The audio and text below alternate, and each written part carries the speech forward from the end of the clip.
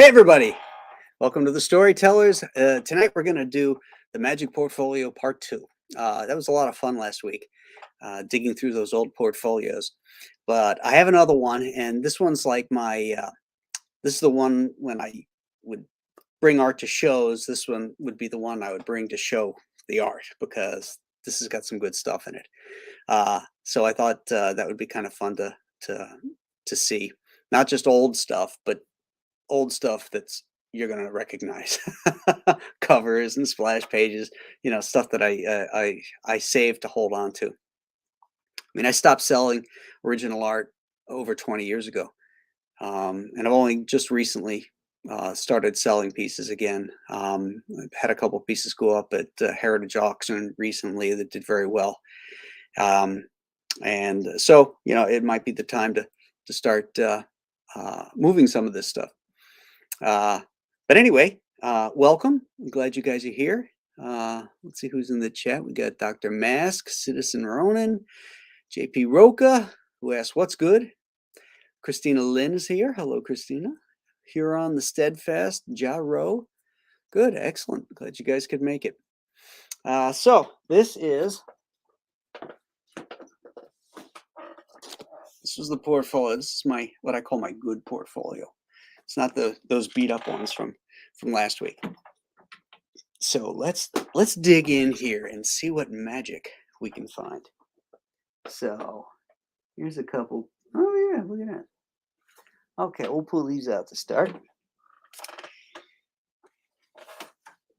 All right, this is the splash page to Monster Island. Let me get this thing up.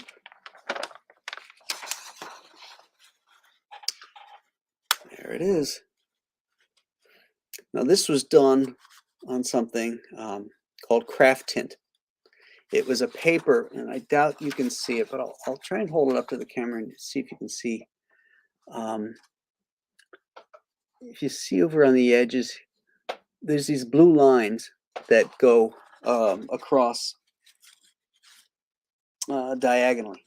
Okay, and the way this paper worked was that you would apply. There's two different chemicals you could apply, and one would put a I think it was a 25% gray tone, and the other was a 75%.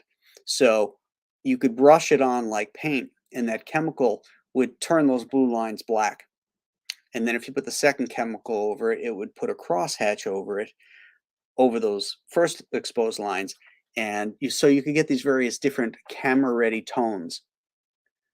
Because back then, stuff had to be camera-ready. You couldn't, there was no Photoshop. So it had to be print ready in hard black and white. Got a few of these. This page I've always loved. It's one of my favorite from the whole book. Another one from Monster Island. I love that this top panel right here. I just love the lighting on it. I just love this whole page. I like the panels. There's nothing crazy about the panels, but I like the design elements within each panel. So, one of my favorites. The problem with working with that old craft tint is that it tends to disappear, which is why I have these sheets over it to kind of protect it. But you can see it's already bleeding through the sheets. So those chemicals are, It's another cool one too, where the tomcat is crashing out of the sky.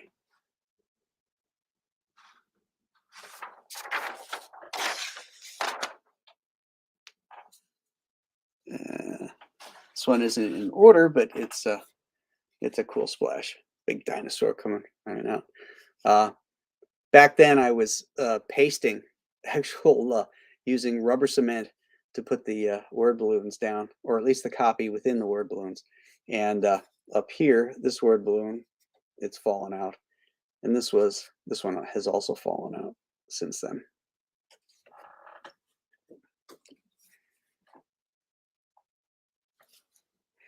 Oh, this one's cool. Oh, this was originally done as a pinup in Detective Comics 27 when they rebooted it, because Detective Comics 27 was the first appearance of Batman, obviously. So editor Mike Martz had called me and asked me if I wanted to participate and do a pinup, and I said yeah. So I wanted to do something sort of reminiscent of the classic style Batman, henceforth the copy up here, and I also wanted it to showcase all the villains from the days when I was working on the book, and kind of give it sort of an Eisner style feel to it.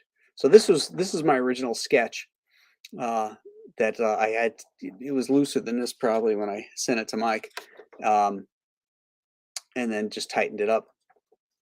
And then what I did was I scanned it into the computer, um, and blue lined it.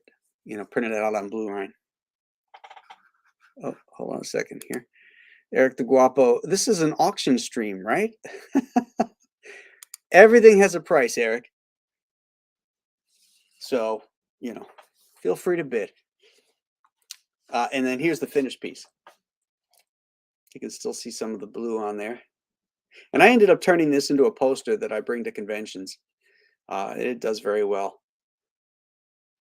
But that copy there is right out of Bill Finger.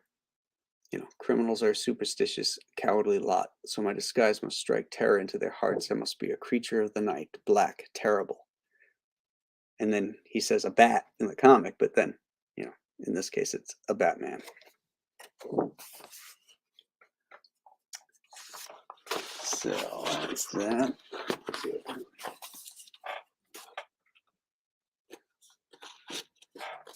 All right. Now, we have some other goodies here. So this is a cool page from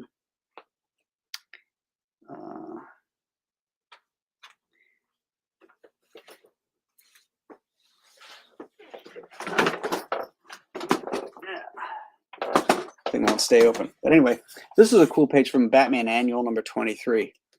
I really like this page. It was inked by Mark Pennington, an old school chum of mine, and I just really like the shadows and stuff. You can see my Don Newton influence there, I think, on that page. What year is that? 1999. Back then, we were partying like it was 1999, because it was. All right. Oh, here's another one from. This is Batman 80-page giant. This is one of the last things I think I did for Batman. And this was 2000. Again, this one was also inked by Mark Pennington, I think. I think I requested him on this because I really liked what he did on the other one. Isn't that nice? Nice action flow. By 1998, 2000, I was really, really in a groove in illustrating Batman.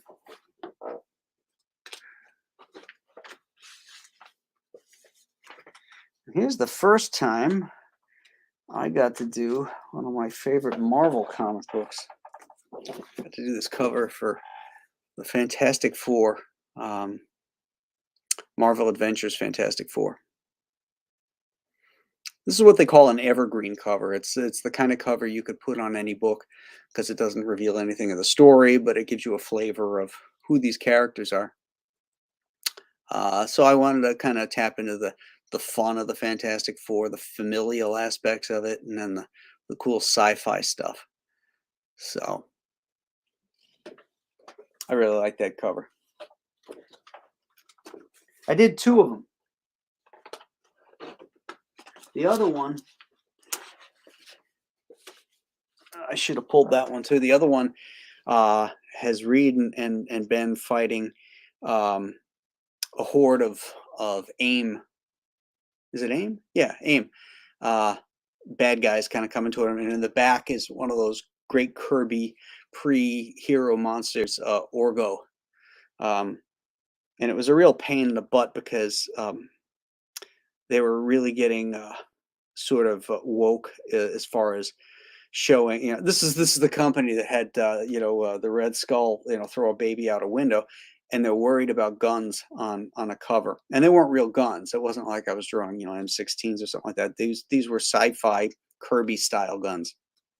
Oh no, we can't have guns on the cover. We got to turn them into other things. I had to redraw them like half a dozen times to get them to be non-guns. It's so stupid.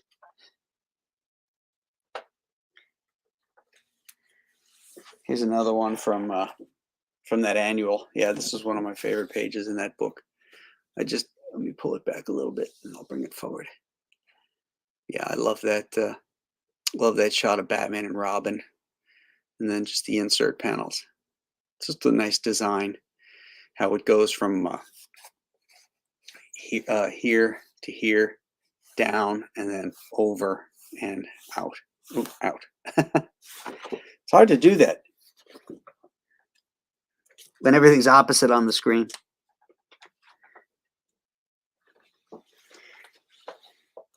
Here's a cool cover. I love the design of this cover. You got a little tear there. It's one of my favorite cover designs. This is inked by the great Brian Stelfreeze too. Really great stuff. He's so crisp.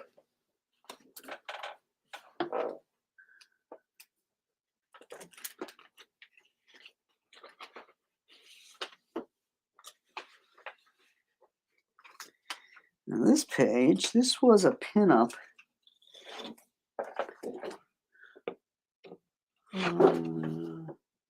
Batman Chronicles Gallery. Now I had written, one of my favorite stories as a kid was Dinosaur Island. And that's the story where Batman gets the dinosaur that's in his trophy room. And so I did this pinup of Batman fighting the robot dinosaur, although it looks like a real dinosaur.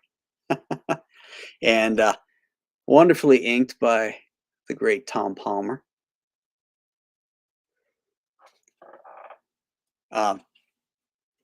I forget why I did. I mean, I had written I'd pitched a series that would be like a backup series called Tales of the Trophy Room. And the first story was Dinosaur Island, which I wrote and illustrated. The second one was The Penny Plunderer, about how he gets the giant penny. And I wrote and illustrated that one too. And then right around that time is when DC was sort of imploding. Editors were leaving, and a lot of seats were changing. And so that series went nowhere. I just did the 2 stories, but I had a whole slew of different trophies that existed and trophies that didn't exist that we could just do stories around and add them in, because who could say?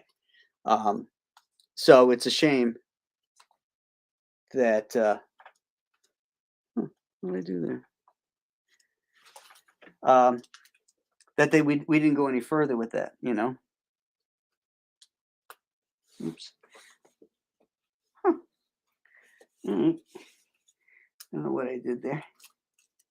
Is that? These are you're gonna like these. These are cool.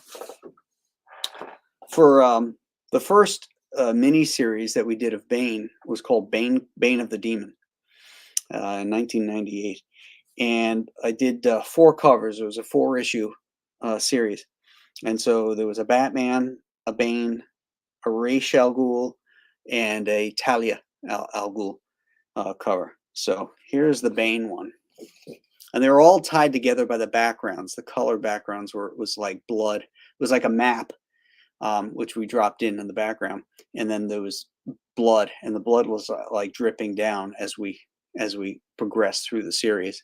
It's really neat. But that's Bane, me and Bill doing that. Bill inked all of the covers, all 4 of the covers. I got 3 of them back, and he got 1. So I got Bane. I got Raish.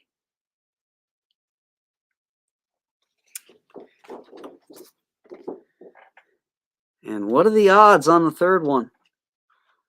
Did I get Batman? Or did I get Talia? Let's see. I got Batman.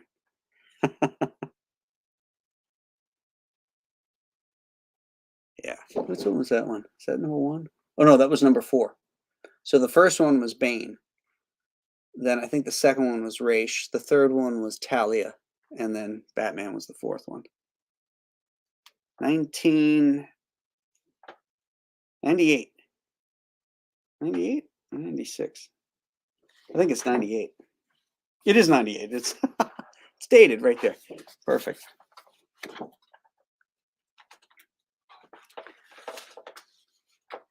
Here's a cool one from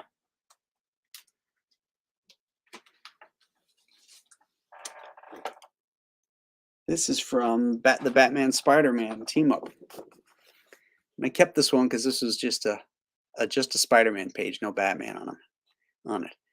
And the really neat thing was when I took this assignment, I had planned on drawing the Spider-Man characters in a Romita style and the Batman characters in my own style.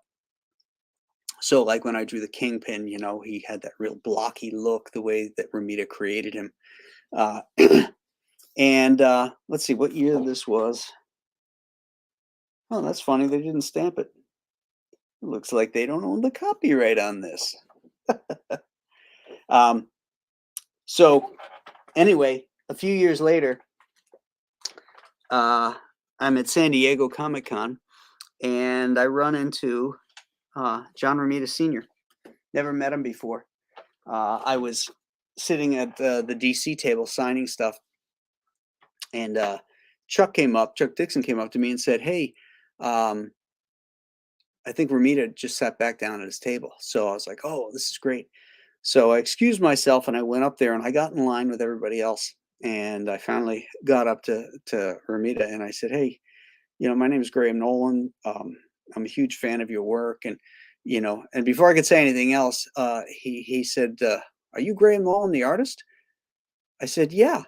And just, you know, I could retire right there. John Romita knew who I was. And he said, "Yeah, I really, really liked your Batman Spider-Man book," you know, because he got copies of it because it was a crossover between the 2 companies. So he saw that and liked it. And I was like, "Oh, wow, that's really cool." So I ended up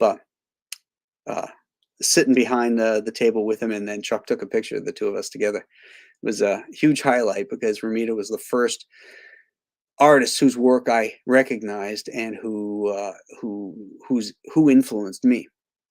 And for him to recognize me was really, really cool. All right, so this is probably my most famous cover. At least it's my favorite. Oh, I think it's probably one of the most famous too.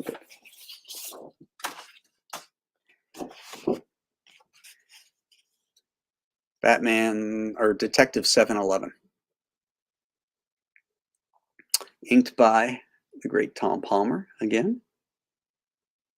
What's cool is I have Xerox of the pencils too, so I can show you. That's the finished piece. And here's the original pencils. Well, it's a Xerox of the original pencils. I used to pencil tight back then. I had so many bad ink jobs early on. I wanted to make it what they call idiot proof. just really. But you want the inker to bring something to the table. You don't want them to just trace the lines, but you want to give them everything solid and that. Um, so I used to pencil pretty tight for my inkers. Not that Tom needed that, he could he could do it all. So alrighty.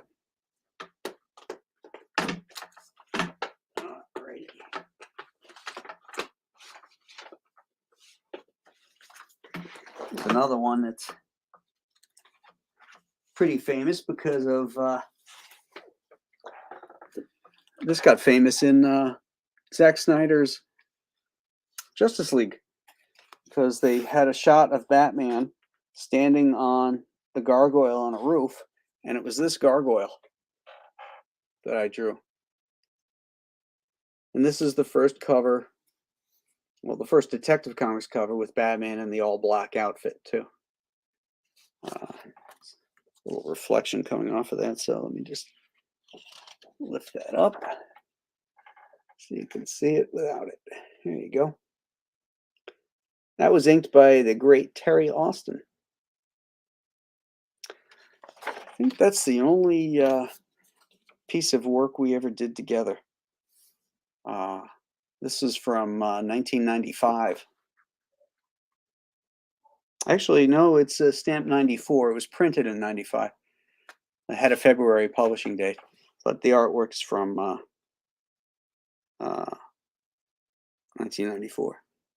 So that's a cool one.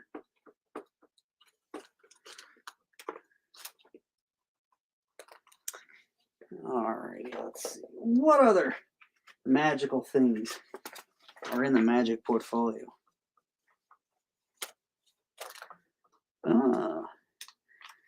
Now that the Batman is on HBO Max, this is the second cover to feature the new Penguin. And then that's the Penguin that I designed and sort of reworked into the iteration that they used in that movie, which is why I have credit in that film. But it's, ta-da! There it is.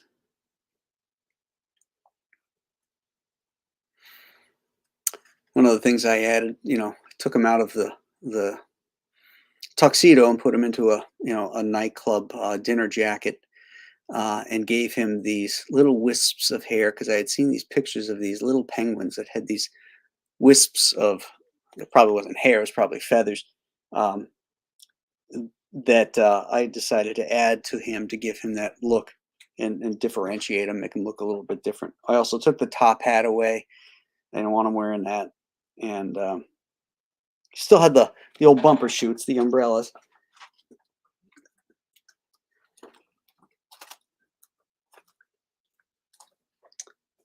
Okay.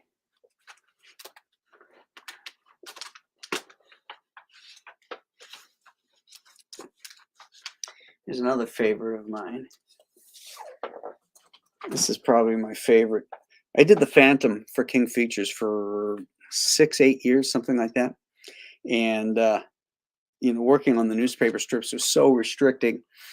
You have very little real estate. It's soul sucking in that the publishers don't really care. So I put a lot of work into that, and because I love the character. But then I got to do a cover for what's the name of that publisher who's collecting all the hardcover Phantom stuff? I don't have it down here, but I can't remember. But this is one of my favorites. I love this cover. Oh, there we go. Colors came out really cool on it with that purple night sky. But there's a lot of noirish, chiaroscuro kind of feel to this. But then it also has that African, that the idea for me was like they hired a bunch of known Phantom artists to do stuff, and I knew everybody was going to do the Phantom on his horse or the Phantom in front of his cave and all that kind of stuff. And I want to do something completely different that would stand out, but it would still say Phantom. And what I wanted to do was, the crime-ridden Casbah in North Africa. I thought would be a really great setting for him, sort of like Phantom Batman. So there's rooftops and stuff like that. So that's what I did with this, was to set him in the Casbah.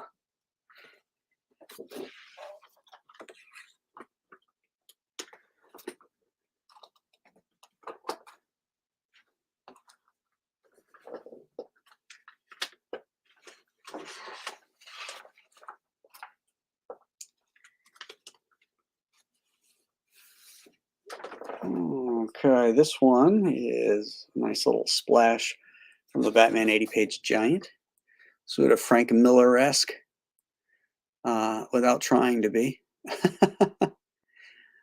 But yeah, that was kind of cool.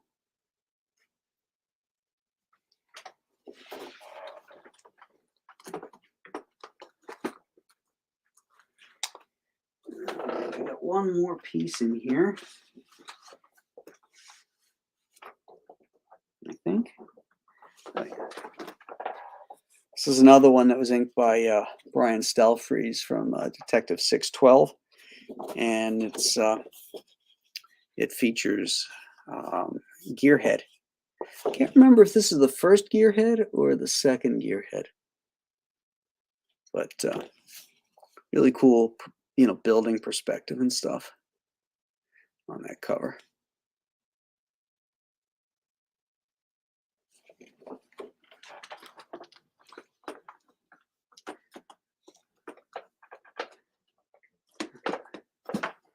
So that's what I have in there. We have a little shorter show tonight because I know Ethan is streaming, and there's going to be a lot of people over there because we're launching Billy's Indiegogo for Shikura tonight.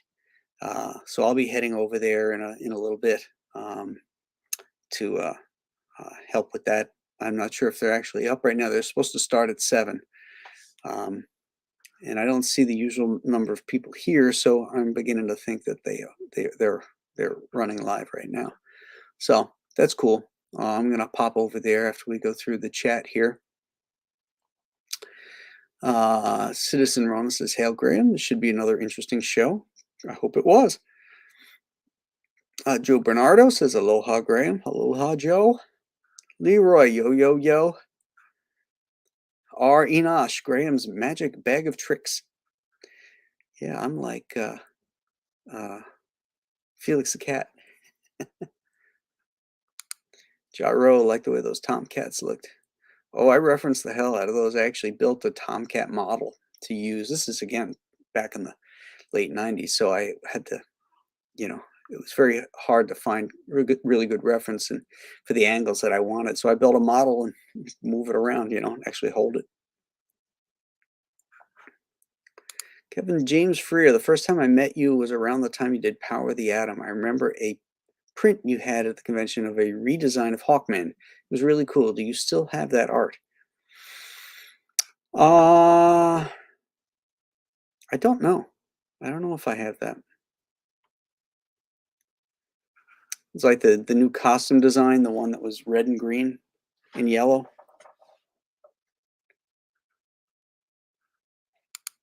Joe says, "Great to see Batman when DC Comics were great."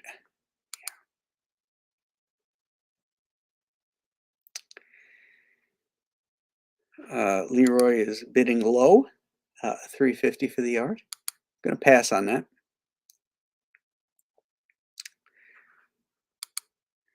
Vanessa Stephen Nilke Vincent says, "The Batman is a beast. He looks imposing and tough, just like Batman should." Jaro remembers that Fantastic Four cover. DLA wants to know what year was that Fantastic Four cover.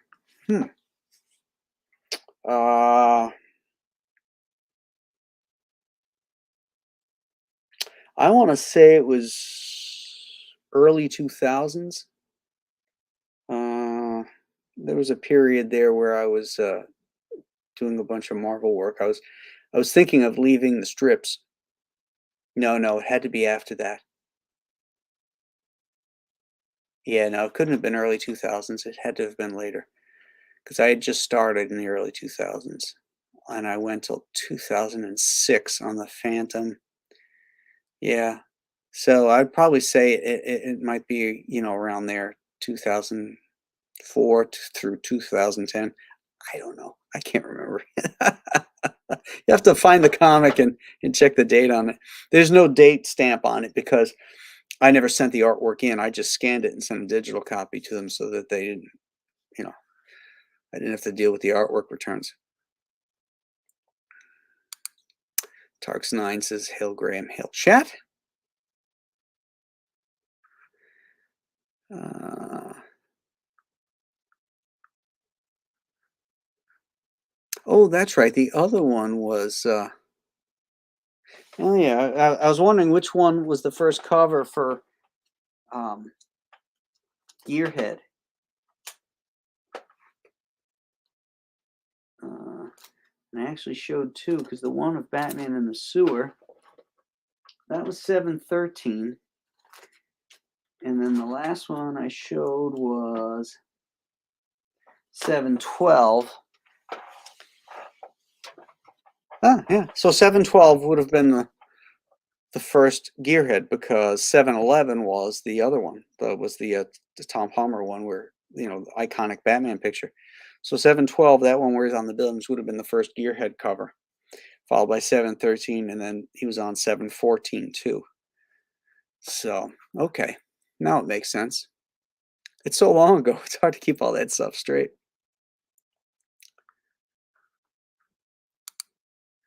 Nolan Stelfreeze is a hell of a combo. Yeah, I thought we paired up nicely.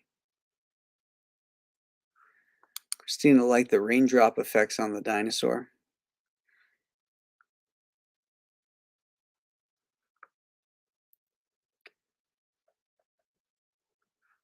Chris Borman says he looked forward each month as they came out. Joe Bernardo, is it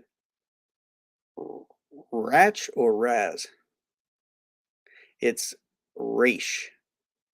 According to Denny, I think Neil says Raz Al Ghul, but Denny, who created the name, says Raish Al Ghul. So I'm going with Raish because that's what Denny called him. Christina says there was a Batman Spider-Man team up. Yeah, there was two actually. The first one was Bagley did the first one, and that one was shepherded by Marvel. And the second one, the one I did, was shepherded by DC.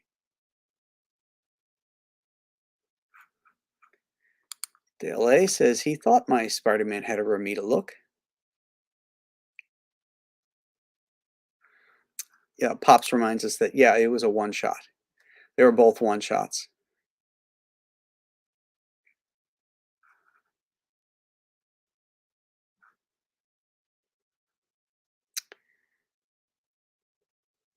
Problem with going back. Oh, yeah, okay. So Dr. Mass said, sorry, had to go back she. Well, good. Definitely. Everybody go back she.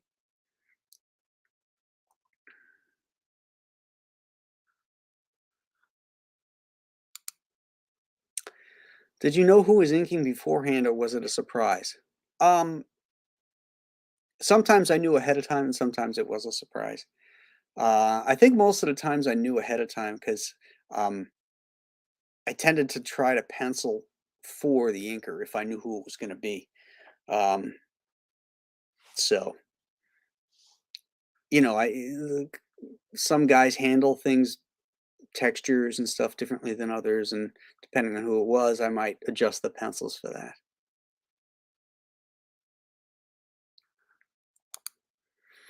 Citizen Ronan says, man, I love this kind of stuff. Originals, process. As an artist myself, I find it fascinating. Well, good.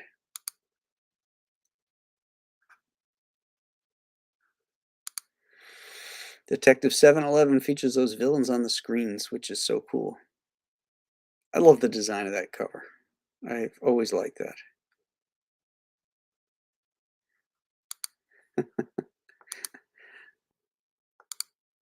Did I get royalties for that gargoyle? No.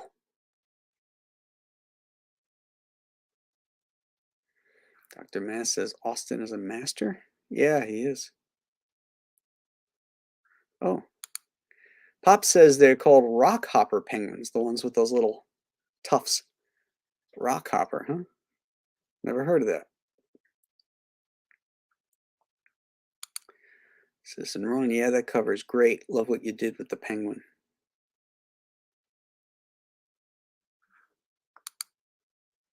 I hope Nolan has one hell of a home insurance policy.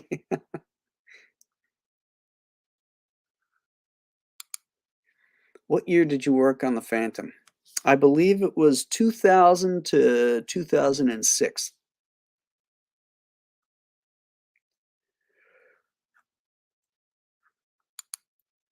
Great cover. My favorite with Penguin you did was Detective 683 with all the women around him. Yeah, that's the one that really defines who that new Penguin is, and that was his first appearance in 683. So I wanted that iconic look of, I had him in shadow, I had his face in shadow, and I had like all the hot lingerie women around him as he was sitting there on this like chaise lounge type of thing, couch. Um, yeah, that was a cool cover. I wonder whatever happened to that one.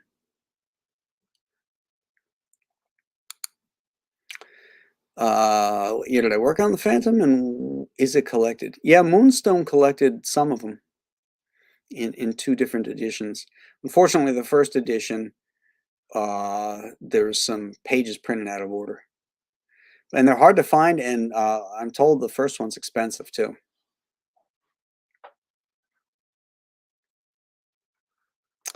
Her bond has both volumes. Cool. Do I collect other artists' work? No, not really. Uh, there's certain artists from certain projects whose work either influenced me or was special to me, uh, that I've tried to find their work to represent. Like I've got a Kurt Swan Superman here on my wall. I've got a Roy Crane, Buzz Sawyer. I got a Jack Kirby, Wally Wood, um, Space Masters strip, Frank Robbins strip, um, and then I have a Dick Sprang Batman that we worked on together too. But I don't really have a huge collection of other people's work. Do you still have the piece of Bane breaking Batman's back? I never had it because Jim Aparo drew it. So I'm sure Jim had it. Um, whatever happened to it, I don't know whether he sold it or what. Chris Borman, looking forward to seeing you again at the Garden State show this summer. Yeah, I'll be in New Jersey at the Garden State show in Morristown. So that'll be fun. Next month, I'll be in Orlando for MegaCon. First big show I've done in a while.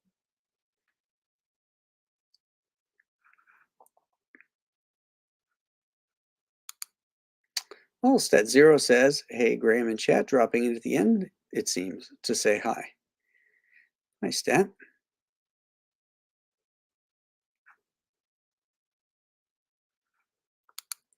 Oh, Billy is already up to 22K. Nice.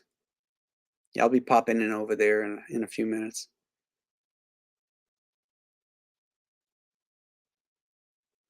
Make that 23K. Excellent.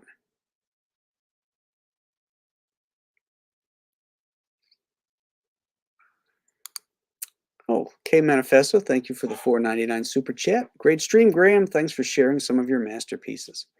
My pleasure. Thank you for sharing your time and watching my show.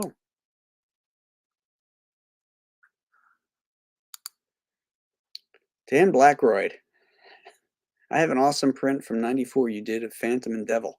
Oh, nice. Cool.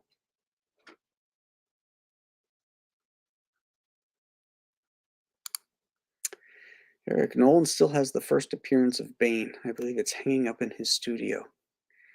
Yes, that is true. It's the first appearance of him in costume with his henchman. As a matter of fact, I sold it today. That's so funny you mention it.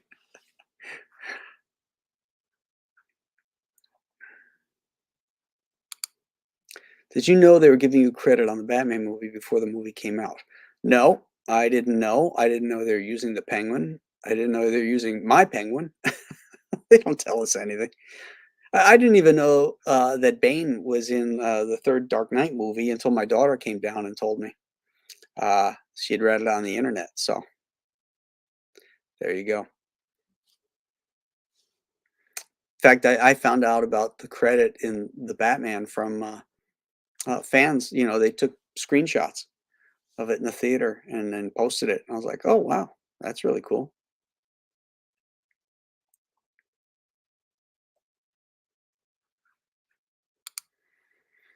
By the way, your office looks cleaner than most comic book artists. Did the wife come in and put the action figures away?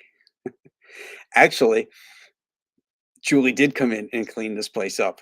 Um, she's been working for me, helping with the Compass Comics stuff and getting the studio together.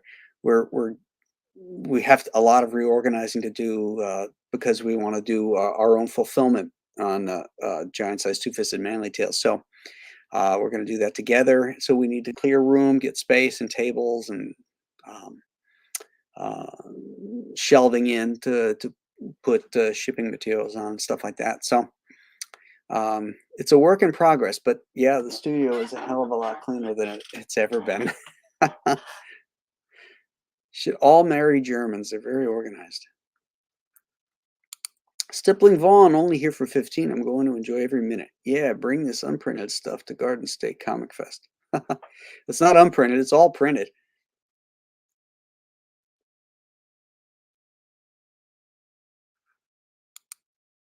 Did I ever come across the turnarounds for the Joker statue?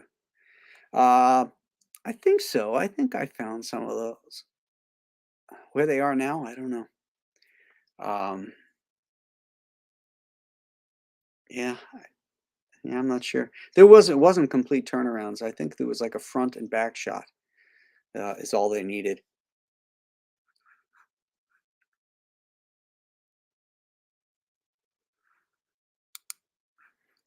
You sold it? Are you able to show it before you send it off? Uh, yeah, I can show it because I got a picture of it right here.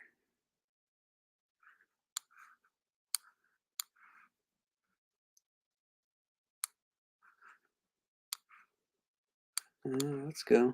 Get up there. All right, let's try this.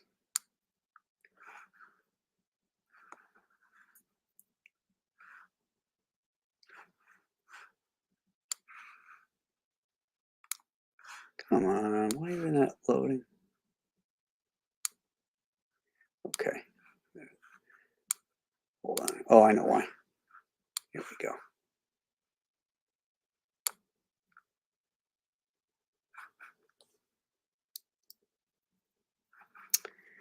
Oh man,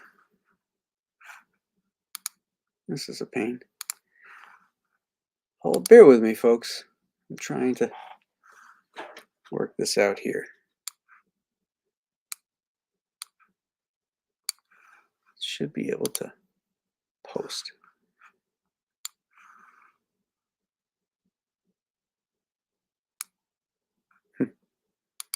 I can't. Oh, all right. I know what I'll do. I'll share it a different way.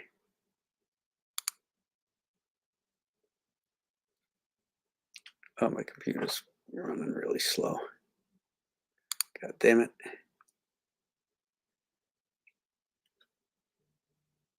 This computer's a pain in my butt, I'll tell you. Okay, there it is. Okay, now I'll share it.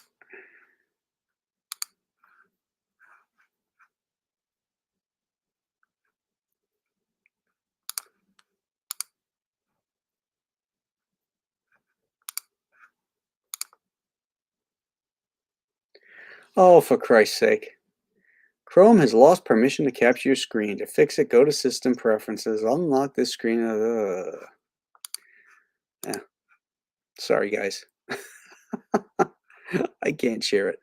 Not without, because I have to restart, and it's going to pop us out. So for some reason, just can't do it. I don't know why it's not allowing me to share it.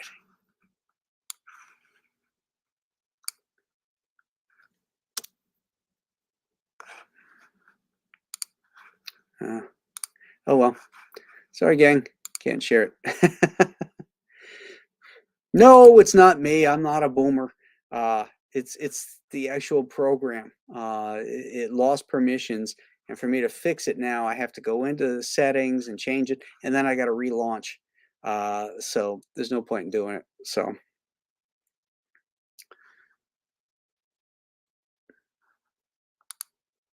did you like how Bane was portrayed in The Dark Knight? No, I did not.